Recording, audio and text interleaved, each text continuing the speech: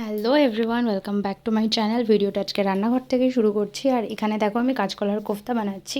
তো আমি কাঁচকলাটাকে সেদ্ধ করে নিয়েছি, নিয়ে হাত দিয়েই আর কি স্ম্যাশ করে নিয়েছি। দিয়ে এর মধ্যে একটু হালকা হলুদ, একটু জিরে গুঁড়ো, একটু গরম মশলা, সামান্য একটু আদা রসুন বাটা দিয়ে নিয়েছি।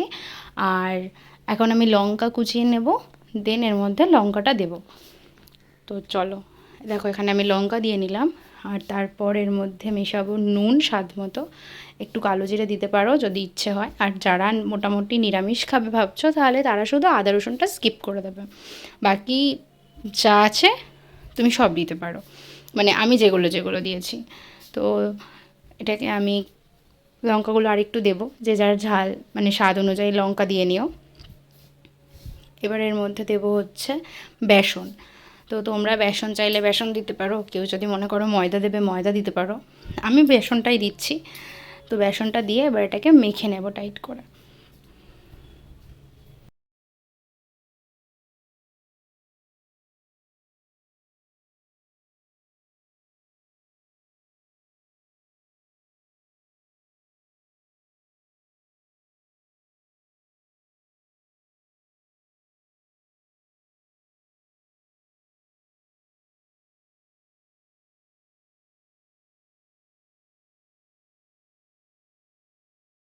ভীষণ ভালো করে মেখে নিতে হবে, যাতে কোনো আর কি শক্ত মতো কিছু না থাকে। একদম মানে ফাইনভাবে মাখতে হবে বেসনটা দিয়ে, আর একটু টাইট টাইট করে মাখতে হবে, যাতে তুমি ওটাকে বল টাইপের শেপ দিতে পারো।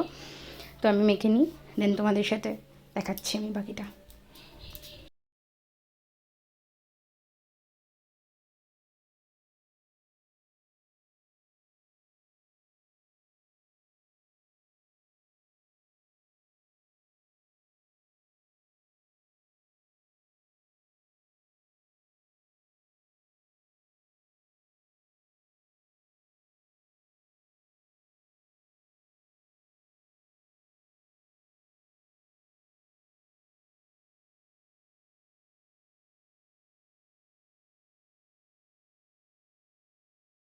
মাখা হয়ে গেছে। তোমরা হাতে একটু তেল নিয়ে দেন যেমন বল হয় ওরমভাবে করতে পারো। আমি হাতে তেল নিয়ে নিয়েছি, নিয়ে বল টাইপের করছিলাম। তারপর দেখলাম হাতে বেশি টাইম নেই, হাজব্যান্ডও কাজে বেরোবে, তাই নর্মাল যেভাবে আমরা ডালের বড়া করি সেভাবেই ভেজে নিচ্ছি। দেখো তোমরা যদি তেল দিয়ে করো তাহলে খানিকটা এইরকম দেখতে লাগবে, আরও সুন্দর লাগবে। আমি তো তাড়াহুড়োর মধ্যে করছিলাম। তো এবার আমি এগুলোকে ভেজে নেবো, চলো।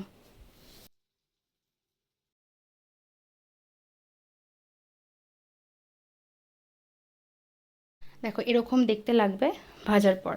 তো তারপর ভাজাগুলো হয়ে গেলে কড়াইতে গোটা গরম মশলা, মানে আমি এখানে ফোড়ন দিয়েছিলাম তেজপাতা, শুকনো লঙ্কা, একটা এলাচ, একটু দারচিনি, দেন তারপরে টমেটো, আদা রসুন বাটা, কাঁচা লঙ্কা যে যার ঝাল মতো দিয়ে নিও। আর যা মশলা হলুদ, জিরে গুঁড়ো, ধনে গুঁড়ো দিয়ে মশলাটাকে ভালো করে কষিয়ে নিতে হবে। তো চলো আমি মশলাটা কষিয়ে নিই।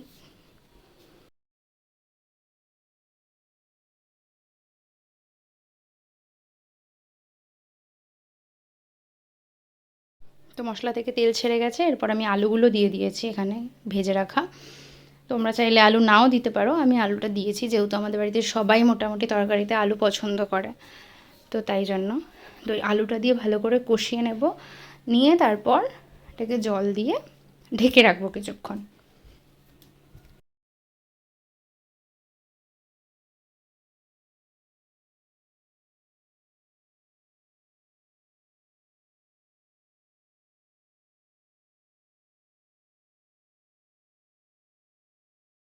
তো আমি ঢাকনাটা দিয়ে দেবো, আর ততক্ষণই রাখবো যতক্ষণ না আলুটা একটু সেদ্ধ হয়ে যাচ্ছে। ঢাকনাটা খুলে মিনিট চারেক বড়াটা দিয়ে ফুটিয়ে নিলেই রেডি। আর নামানোর সময় ঘি আর গরম মশলা দিতে ভুলো না। ভিডিওটা ভালো লাগলে লাইক, কমেন্ট আর সাবস্ক্রাইব মাই চ্যানেল।